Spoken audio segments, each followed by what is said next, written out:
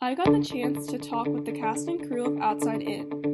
Jay Duplass co-wrote, produced, and starred in this drama, which follows a struggling ex-con who forms an intense bond with his former high school teacher, portrayed by Edie Falco.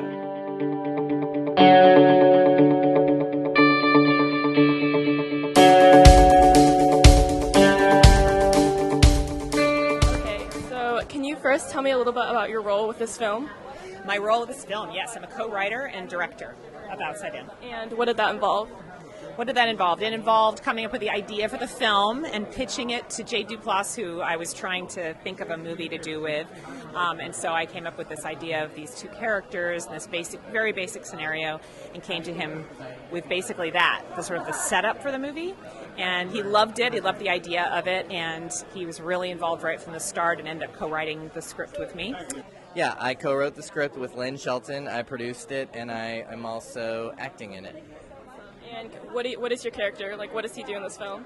I play Chris, who at the beginning of the film is being released from prison after 20 years, and he was, sort of abandoned by his family, but his high school teacher stayed in touch with him, and he is pursuing her relentlessly in a romantic way as soon as he gets out.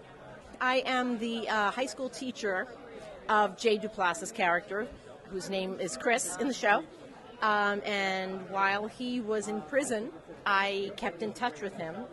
The movie starts when he gets out of prison, and the question is, like, how does he start his life over? So I know a lot of times in the media, ex-convicts are kind of painted in a really negative light. So how do you think that this movie kind of like switches that around? Like, why do you think it's important that we tell stories like that of Chris? When you get out of prison, the deck is just completely stacked against you. And so we really did want to create a story that would create compassion for this guy and help you understand just how difficult it is to re-enter society. And in this case, the guy probably should not have been, in fact, I know for a fact he should not have been, probably shouldn't have gone to prison at all, or at least not as long as he actually ended up going. And so there's a little extra sympathy for him, I think. But that happens a lot, too, that folks get put away for longer than they should. And they've paid their debt to society, so to speak. And they should probably get a little bit more of a break when they get out. So. Well, I think, we live in a world where we can use as much empathy as possible right now. And we did a lot of research about people who have been in prison and released after a decade or two. There's a lot of interesting things about it in terms of, the world is not built to receive prisoners and to rehabilitate people or to, allow them to move on with their lives. And so a lot of the movie is about my character's difficulty with adjusting to the world as it is. Yeah, there's definitely a little bit of a political undertone to the film.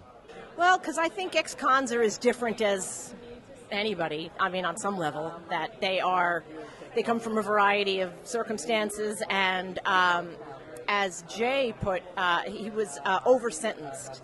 He was given way too much time for the crime that he did, as it turns out that he didn't actually do, he took the fall for. So they leave after 20 years with no skills insofar as how to proceed, with their lives after having been away. And as it turns out, he was in jail for like the big tech boom. Like all of a sudden, people are walking around with phones, and they're looking like this, and they have headphones in. And so it's a lot to catch up on, and we don't spend a lot of time thinking about what must become of these people afterwards, which is why so many end up back in jail. As a former UT film alum, do you have any advice for current film students at UT? Yes, UT film students.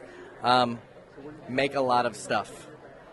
Don't think you're going to be Paul Thomas Anderson the first time out. Make a ton of stuff, let it be bad, and just try and figure out what you uniquely have to offer the world.